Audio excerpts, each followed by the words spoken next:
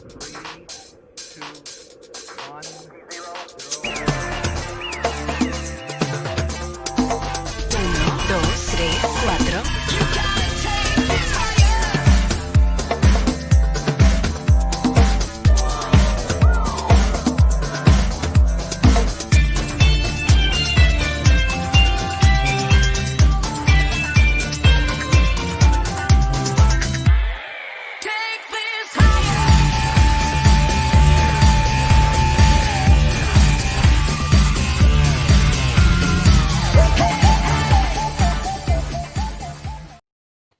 Hello, you're very, very welcome to the 4th Student Enterprise Programme live broadcast. Tonight's broadcast, we're going to be talking about production and intellectual property.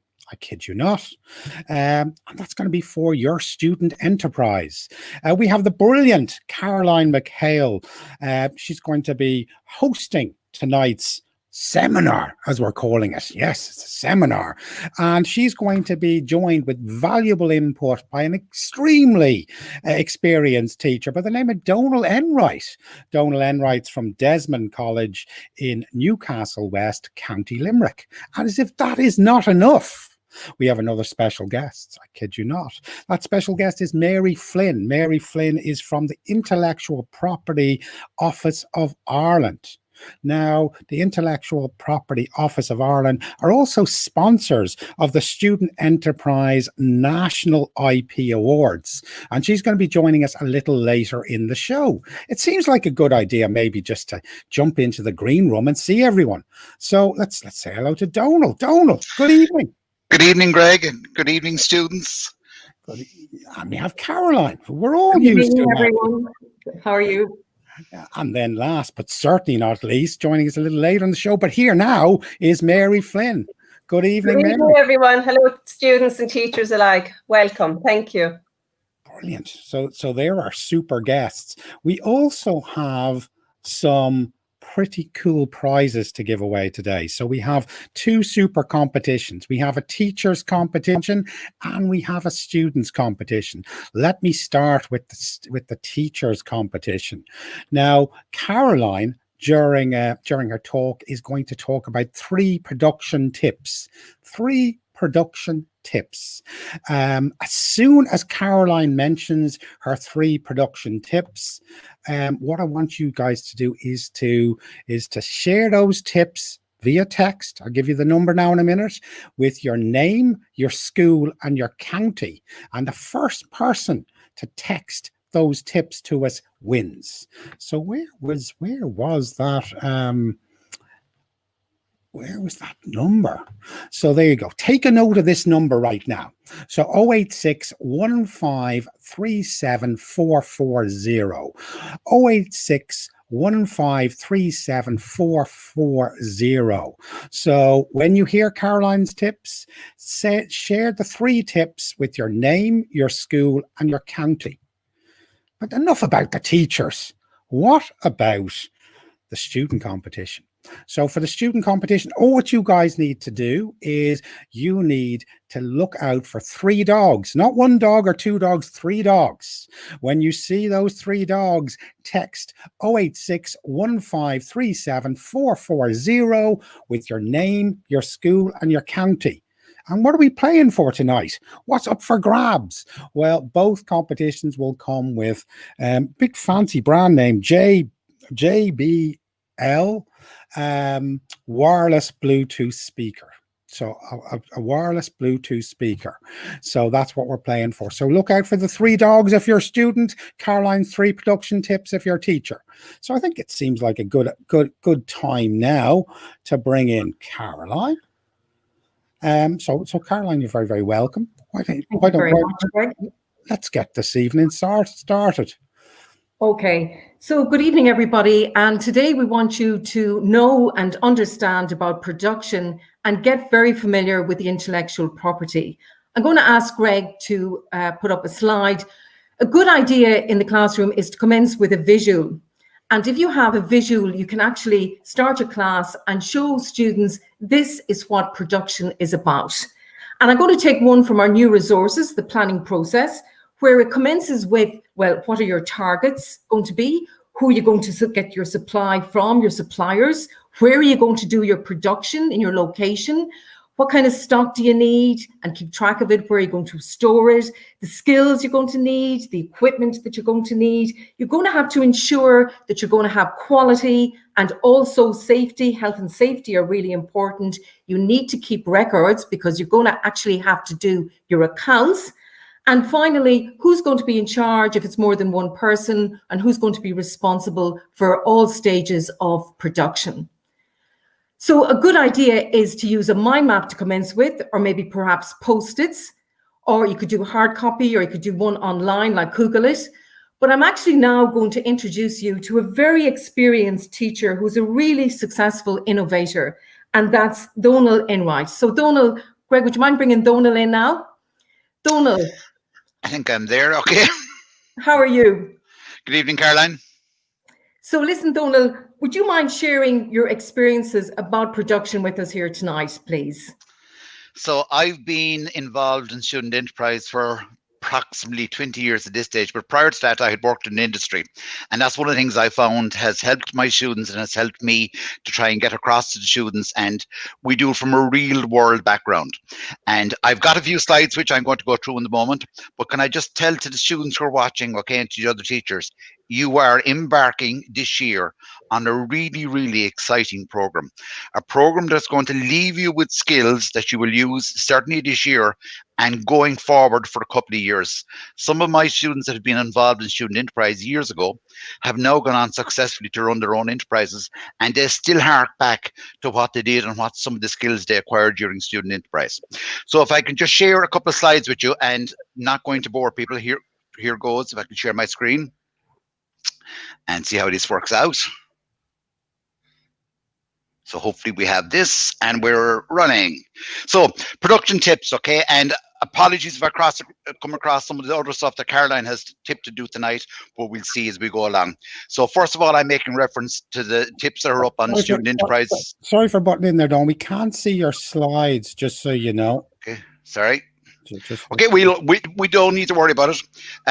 So once you can't see the slides on this, let me just see. Not popping up on this live screen. Share screen. Can you see that screen?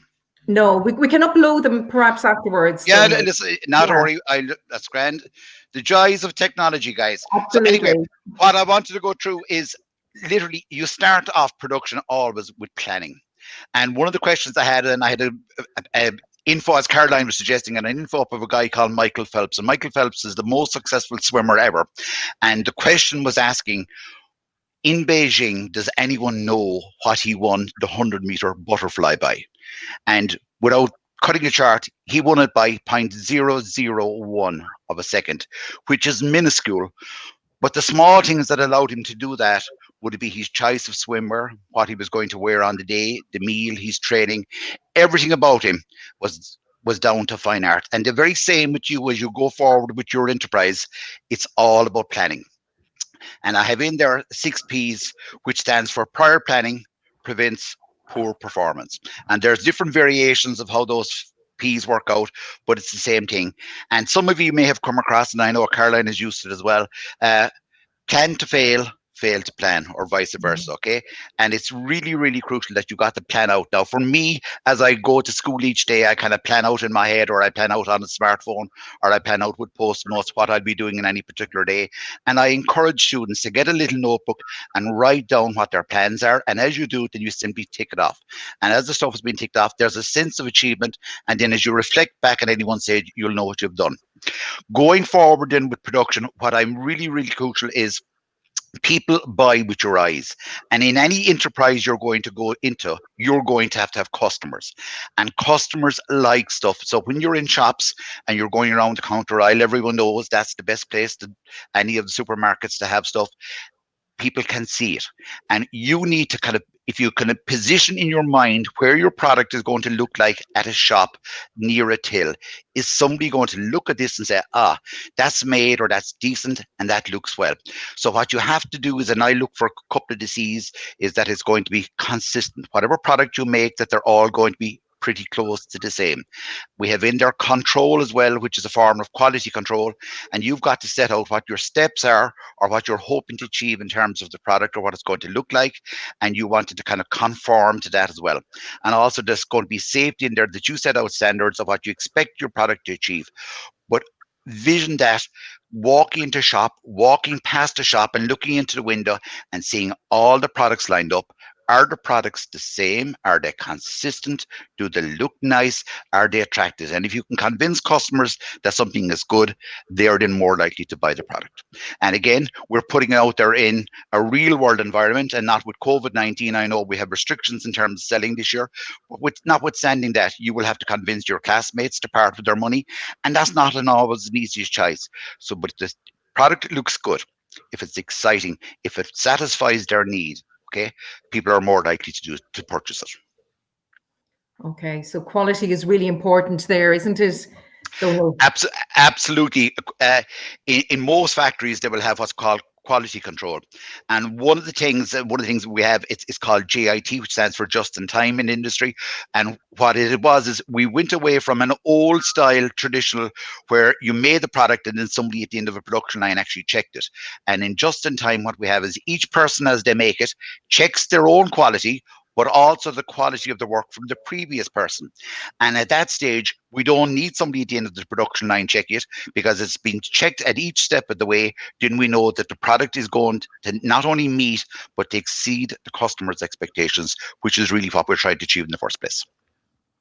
Okay. And what about ordering in goods and, allowing for the time? What do you find any challenges with students, any problems? Absolutely. And again, people will know that there's rules on when you can start your student enterprise, but notwithstanding that, depending where you're making your purchases, if you're buying stuff in, let's say from eBay or in from the UK at the moment, we're likely to have issues with Brexit. With COVID, we're definitely having late delivery stuff coming in. If you're getting your parts in from from AliExpress or one of these Chinese firms, we're definitely having 12 to 14 weeks at least, and we can't always be guaranteed of the arrive time. So what I try to find is if students can find locally to them, and if they can buy their raw materials locally, and especially if they can upcycle products. So that's taking something that normally be thrown out, bringing it back into the classroom or bringing it to home and upcycling that and making a saleable product out of that. That eliminates a lot of the delivery issues, because there will be delivery issues. We'd expect it to happen in any business, but it's likely to get worse, especially with COVID and Brexit. But buying local and selling local might be a theme for this year that I would suggest people do.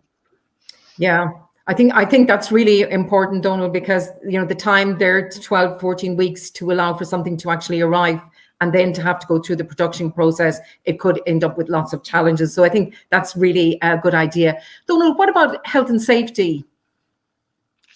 Now, I said health and safety, and again, depending on the enterprise, and I know we're limited to 5 people in any one enterprise, but we nearly always have one of our students who would take a secondary role as health and safety. And again, if there's tools involved and trying to get consistency, we might have a lathe, we might have a kind of a fret saw, even a hammer, or even a soldering irons. Where you're making products, there is the propensity for any errors to happen or accidents to happen. And in that case, what I ask the students to write down in advance is to write down a checklist of all the items, 1, 2, starting at the top and working your way down, all the steps involved in your production process. And once you have that done, we try to set up a little mini production line. And that could be we clear out a load of the chairs, or put 5 or 6 desks together on the front of the class, and we start on the extreme left with Johnny or Mary doing a particular process. Once they had done that and everyone was happy, we would go on to the second stage. And invariably what we'd find in that, it would work its way down. The first product could take, and I'm not trying to scare anyone, could take 40 minutes to get to an acceptable standard, and again within kind of health and safety. However, once the speed picks up, it is likely and as often as possible that we can get one piece coming off the production line every 2 minutes. So it depends on the complexity of the product, depends on the skills of the people, but we have this thing called synergy. And synergy, if anybody's come across it, is where you have in a mathematical term 2 + 2 = 5, where the output of the sum of the individuals exceeds that of the individual. So by having people doing a particular skill job and checking each person as go along, we can get everybody up to speed and we can get a product. And the amazement that I love to see is when people pick up a product at the end and they have a look and say, whoa, that's as good as you get in any shop. And there's didn't we do great? Isn't this fabulous? And again, when they start to show it to their family and friends, this is what we're doing in business today. This is our product. And they are so happy with that. And that enthusiasm and that level of kind of achievement, it makes selling the products that much easier than somebody else afterwards. Right. Okay. And isn't it really that the product has to be of excellent quality and as good as you said earlier on, Donal, that you'd actually get in a shop as such? And just one last question, Donal, with regards to keeping records, because you're going to have to do the accounts. We will have a separate night on accounts. How do you encourage students to keep all the records in the production process that will help lead to the final accounts later on? So one of the things we'd have, and again, depending on the level of the student, whether it's a kind of a junior, intermediate or senior, but we'd always be doing accounts. So very first thing is we start out with a budget. Again, for more senior students, you might be working on a cash flow statement, but you'd work out all your inputs and what you expect your costs to be. And we'd assign one person. I find accounts done by a team or a committee doesn't really work. So one person takes responsibility for the accounts, but then we'd also have a second person, especially if there was money, if there was a cash box or if there was a bank account, overseeing them. So they keep a record of it as they go through. We'll be taking photographs of the process as they make it. And then at the end, we try to do monthly accounts, or if we had production lots going on for a couple of weeks, we'd be doing weekly accounts of in terms of units sold. And we'd compare that into our cash flow or to our budget, whether we'd achieved it. And ultimately then, as we get towards competition, as you get towards preparing your report, you're putting together a kind of, I would have called a trading profit and loss, what we'd have called it in the past. And it's now called an income statement. Okay, so just to watch that. And again, there are templates for all of these on studententerprise.ie, and don't be stuck. Reach out to past teams who've done it. There are samples made available through your local enterprise board, and there's plenty of samples on studententerprise.ie where people can download the templates or download past samples and have a look at it. Okay, well, thank you very, and that's absolutely fantastic advice, because doing the accounts from the very beginning and keeping track of your production and working out your unit cost and working it from there, and that's really important. Thank you so much for that, Donal. Before Donal goes there was a question in quickly. In fact, a couple of questions. So we'll keep Donal in the hot seat for a moment. Don't be under that hot seat. So hello, Jennifer Keogh. Jennifer Keogh asked, now this is quite general, but do you have any tips for students making their company on their own? So either of you guys, if you had a few tips, that'd be great.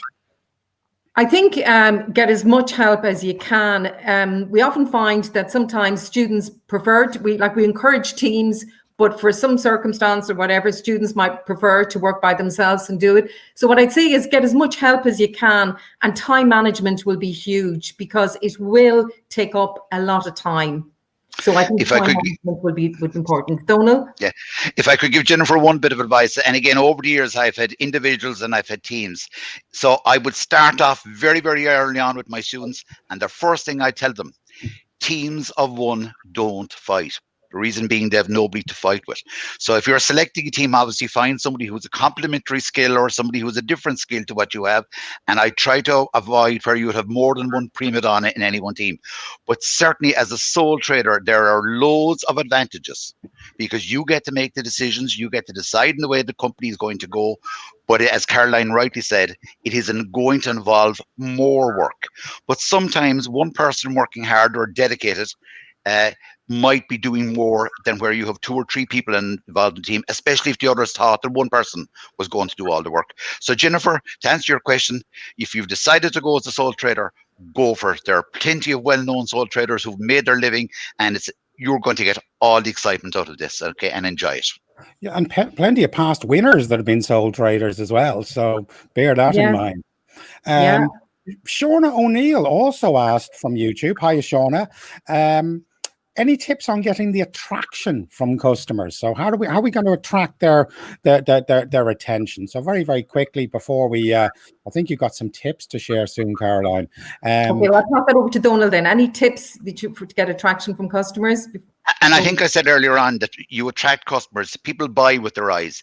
If the product that you're making is attractive, okay, if it solves a need of a customer, they will buy it. often tell my students, if you're selling something for €1 or €2, it's called what I call giveaway money. You go to your neighbors, people will give you €2 just to go away. But if you're trying to get €5 or even €10 or often €20 for a product, at that stage, the product has to fulfill or has to solve a need. And in that case, you figure out in advance what's going to do and get your pitch right. Do what I'd call an elevator pitch, work out, you get your foot in the door after ringing the doorbell, and you have 2 minutes to deliver across to them how this product that you have in your hand is going to solve a need that they actually have or may have in the future. And I said, be excited about it. And if you can convey that excitement over to your customer, they will part with their money. Superb. Brilliant stuff. So thank you so much for the questions, guys. Okay, and before I finish, I think I'm going to just give 3 very important tips. Oh, 3 very important tips, are you? Production tips. Oh, production tips, okay. And I think that Donal probably mentioned quite a lot of those as well. So I'm going to read.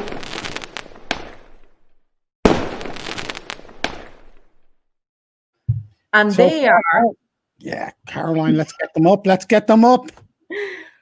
Planning, quality, and safety. So don't forget to text in your answer. So planning, quality, and safety.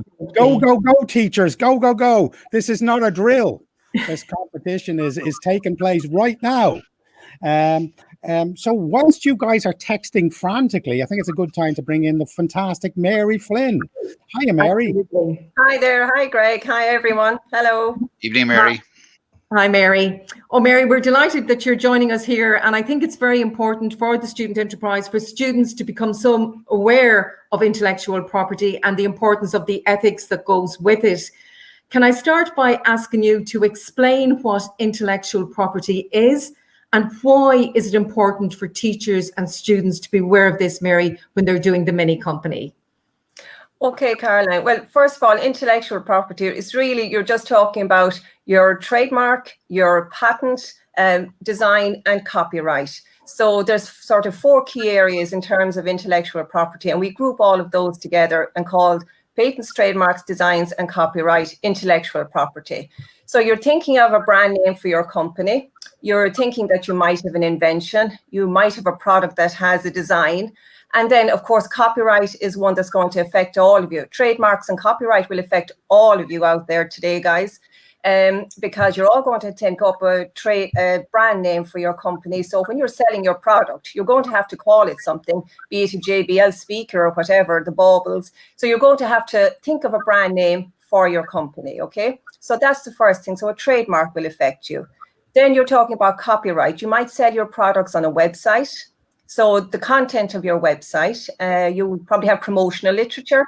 So what you write down there, just to be sure that you don't copy it from another website, that's original. And again, you don't want others to copy your work of art there, your copyright. So what I want to get across today is just to be aware what intellectual property is. So your patent, your trademark, your design, your copyright, and just to be aware that, all your business, you will have some form of intellectual property. So just to recognize it today.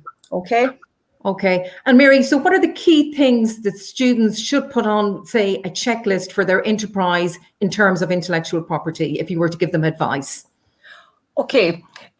For your intellectual property, we are carrying out, the Student Enterprise Board, they've kindly agreed, to let us have an IP competition as well. So we're offering 3 prizes. So I would ask all of you out there to have a look at the IP, the intellectual property section, and try and complete that and tie that in with, your business there straight away. So start and have a checklist and write down, what is it? What IP have I got here today? And just recognize it.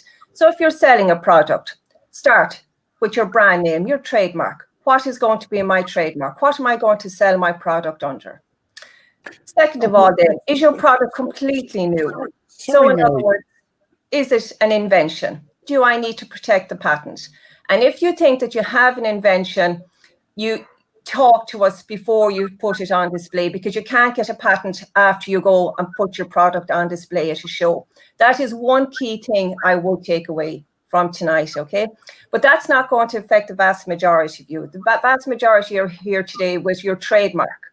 So you have time after the show and everything. If your product is successful, there is time afterwards to protect your product there. But copyright is probably the biggest one that everyone is going to be touching on here today. So don't start copying, material from another website without somebody's permission. Don't put a Starbucks logo anywhere in your, within your report there to help sell your product, because it's a property right. So it belongs to somebody else. You wouldn't like others to steal your brand name or your copyright or your design on your database. So equally, you shouldn't do that to others either. Okay.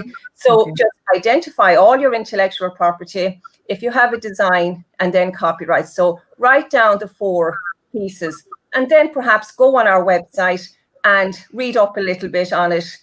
And very important, once you decide on your brand name, just check on our website. There's a free searching tool there on our website, and search to make sure that you're not taking somebody else's trademark, because the last thing you want to do is go off selling your product only to find out once it is becoming successful for someone else to put their hand up and say, sorry, I already have that brand name for those goods, and you'll have to stop selling. So very important. A key thing there again, search the Intellectual Property Office of Ireland website, ipoi.gov.ie, for to make sure that the brand name that you choose is free to use. Okay, they're the key elements there, Caroline, I think. Okay, and could you give some practical? Caroline, I'm terribly sorry. I just thought I heard some dogs there a minute ago. Oh my goodness!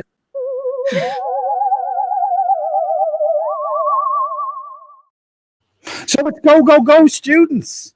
Now it's time. So we need. By coincidence, my dog is also barking. So there you go. So we need your name, your school, and your county. Go. This is not a drill. Sorry for interrupting Caroline and Mary. I just heard those dogs. No hassle. Okay, then Mary, could you give some practical, realistic examples of how a student enterprise could unknowingly infringe on someone else's intellectual property? Well, the key thing there would be, as I've said, the brand name. That is the one key thing. Okay, so do not use somebody else's brand name, or any of you guys out there into football, and don't come along and use the Man United logo on your product anywhere to try and sell it better. Just don't use, make sure your brand name is original, and don't copy somebody else's logo. The designs, say we've had, those lovely baubles that were winners there some years ago, and that, if there is already an existing product and a lovely design, make sure you have permission to use those. It's okay to use things if you get permission from the right holders, okay? And again, look at the databases for that. Copyright, again, that is key to all of your businesses there. And even if you're selling your product and you put background music to it, you need to make sure that you have permission to use any music as well, because music does attach rights, copyrights to the songwriters or the artists, the performers. There's different rights there. And even if you have a business and you want to play music in your reception area, there are, just to be aware, you have to pay royalties to get permission to use other people's music in your reception area in any business. And that comes under the Register of Copyright Licensing Bodies. You go into a cafe, you hear music. You go into a cafe because, you like the background music. You go to disco because you like the music. So there are intellectual property rights attached to it, all of that. So that's just the awareness. Going forward, and, as Donal mentioned earlier about going forward and successful entrepreneurs, and that this is a key skill that you're going to have for life. And I just want to touch on it here and just make you aware and give you pointers then of where to go down the future, because you are going to encounter intellectual property rights throughout your careers. Okay. And Mary, finally, like if a student or a team, and I'm thinking in terms of even from the younger ones, has a really good idea, what is really practical for them to do at their age and the amount of resources they have to actually protect their idea? Okay, first of all, I'm very conscious, say, that we have a very young audience here. And protecting some of your intellectual property rights does cost money. So the last thing I want to do is come and tell you that you have to protect your intellectual property rights. That's not what I'm here to do tonight at all. There are some free rights. For example, there's no cost to copyright. So if you have a website, you just claim the copyright on it. You don't have to come along to our office and, you know, seek protection for the contents of your database. So that's free. And there's, say, another thing is an unregistered design right. So if you have a design, that's also free for you to use for 3 years without taking any further action. So again, to recognize the IP that you have. And so if you have an invention, come and talk to us before the national finals, and we will advise you and give you the information as to the course of action. So, you know, don't come along and apply for a patent without talking to us, because we can't give you a refund. So we will tell you in advance if, you know, if your idea is maybe good. We're not allowed to give advice, but we will certainly assist the younger generation, you know, and all your students and teachers out there. We're not here to, you know, to take your money or anything. So talk to us. But it is important to point out, and I don't want you to get caught, is that if you have a patent, you must apply for a patent beforehand, because if you don't, you're successful. Others are free to copy your product, and there's absolutely nothing you can do about it at a later stage. So finally then, I would encourage you all to fill in the IP report. And you can do that as part of your checklist. Get working on that now. I don't want any more than a page long, or half a page to a page is loads.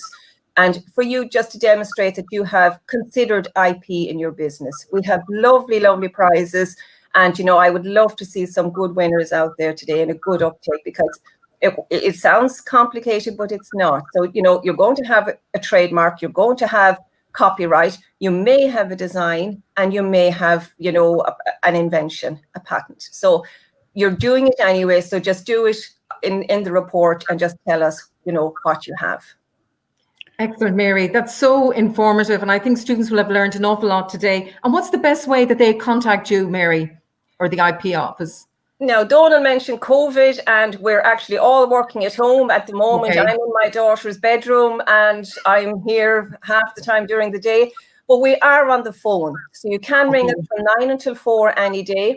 Now, I am conscious that you're all at school during those times. So what I would suggest, send us an email and ask us if you want to chat to us. We're happy to ring you back in the evening. We can email you back. I'm happy to ring back, or any of my colleagues in an information centre will happily ring you back. Alternatively, just send in the contact details there, ipinfo@ipoi.gov.ie. Greg is putting up the details there for you guys. So email us in your query and leave us a phone number if you wish, or we will just respond to you in an email. But our website there has some good information. We have a student zone on our website, and I hope to get more of that updated tomorrow. So, you know, feel free to contact us at any of those means. Okay. Thank you, Mary. Excellent and great, and so informative tonight, both Donal for production and all his great tips, and Mary there on intellectual property, and I suppose even promoting ethics as well, which is a huge element at school that we try to promote too. And I suppose just to let everybody know out there that our printed version of the booklets are out there, and your school coordinator has them, so they'll be going to the schools. So we look forward to you using them and getting back to us there. Any other questions that came up? There's a few quick questions in, so we'll run by them very quickly. This would be for you, Mary. So you did talk about giving credit to the assets that you're showcasing and you have permission for. It's not to say that you can't use someone's photograph or music if you get permission. But Lily's asking, how do we give credit to a photographer who's allowed us to use their picture? There's no prescribed way to do it, but generally what I have seen is, you know, photographed by John Smith. So you must give his name, but, you know, and maybe even his website, you know, just so that people can find if they so wish to investigate further. Okay. And Louise is saying, if students wish to apply for a trademark for their mini enterprise, do they have to pay? Getting straight to the point there, Louise. No, that's fine. Yes, if you apply, you can apply online and you will have to pay. It's €70 to apply. Okay. Now, that's if we have it just to one class. You might have more. It's €70 minimum, say, and then 177 if you are successful down the line. But like I said, I don't want to take your money, but your brand is yours to keep and to own for life. So if you feel maybe at a later stage of your enterprise, you can go and sell your product and decide later to apply for a trademark, not like a patent. So you can come along later if you find that it is, but just make sure you've done the search, that you are free to use that trademark. And we can talk to you further on that if you wish. Brilliant. So just to clarify one very simple thing, and this message comes from Peter. So hello, Peter Kyo.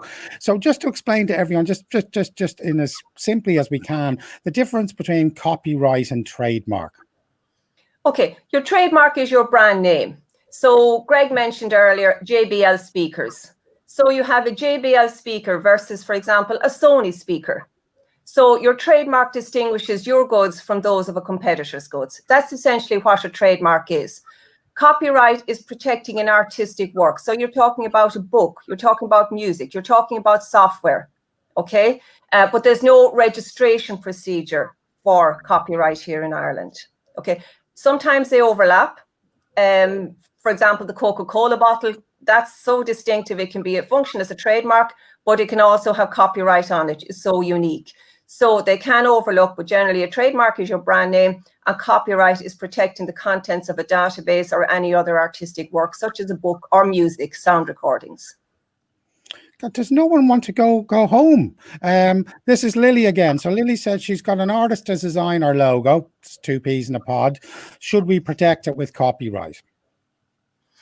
You have to design your logo. Your logo has an unregistered right. So if you never came to me in the morning, you never came to the intellectual property rights, you have an unregistered right in that trademark, okay? It has lesser rights if someone infringes it, but if you're getting someone to design the logo, make sure that you end up acquiring the intellectual property rights to that logo. So in other words, if the business becomes successful, are you free to ensure you can apply that logo to your website, to any material down the line? So in other words, you should get that logo, the intellectual property rights of that logo assigned over to you and make sure that you own it and have that in writing in an email so that there's no dispute down the line. Brilliant. And it's always that later that there's when people are successful, that's when the arguments come in. So identify the intellectual property at the start. And if two of you are in this competition, as Donal said there about the agreement, if two of you are in this business at the start, make sure that you know what's going to happen to the trademark or the invention, the patent, if one of you decides to leave the company.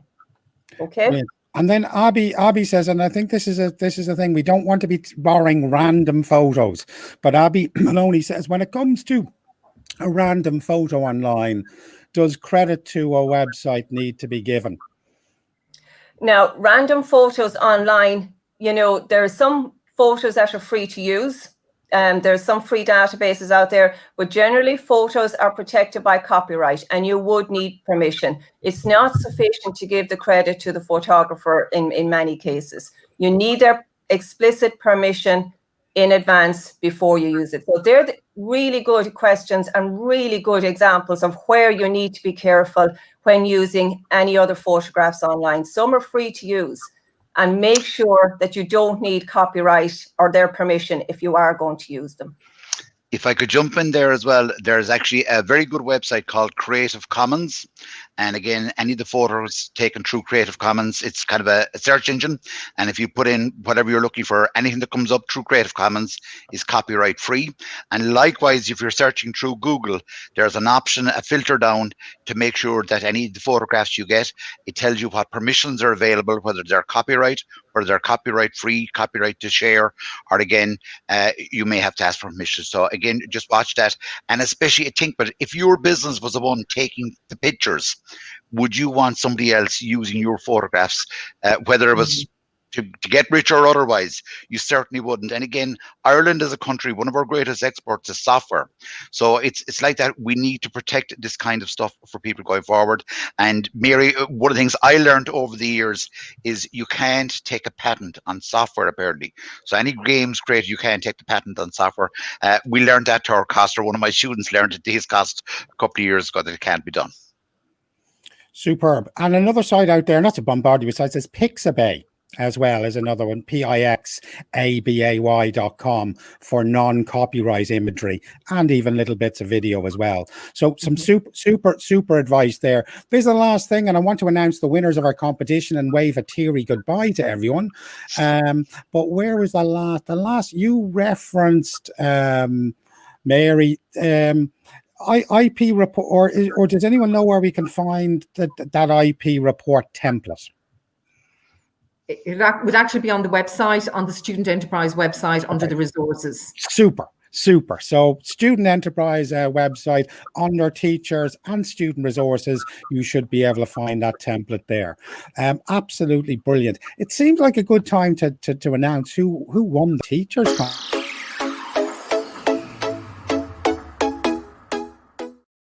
So now I'm gonna look silly staring at my phone. It was Karen Munnelly from St. Nathan's College in Roscommon. So a huge well done to Karen. You've won the teachers competition. But what about the student competition?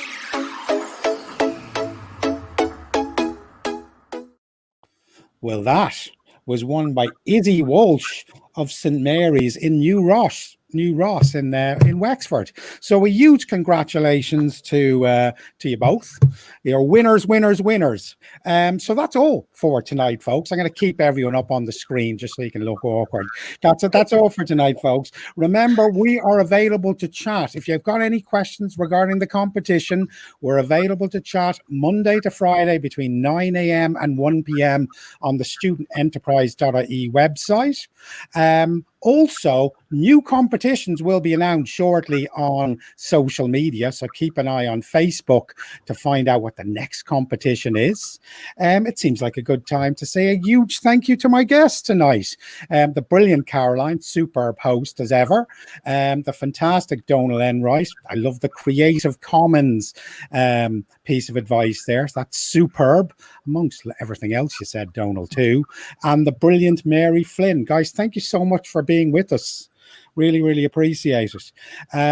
If you missed some of tonight's show, it's ready on rerun. You can watch it back live, or watch the rerun on the YouTube channel, the Student Enterprise Program YouTube channel, or access the recording on the studententerprise.ie website. What is next? The next broadcast. I heard you say it. I heard you say that. Our next broadcast is on November the 16th at 7 p.m. And it's one of two parts on sales. So we're going to be talking about a sales seminar for your mini company. And we're going to be talking about something that Donal referenced, is how to sell on and offline. With COVID now, we're going to have to be clever about how we sell our products. So do not miss that one. So that's 7 p.m. and November the 16th. So from me, Greg Fry, from Caroline, from Mary, and from Donal, all what's left to say is a teary goodbye. Stay safe, everyone, and keep innovating. Take care. Bye-bye. Okay. Bye. Thank you.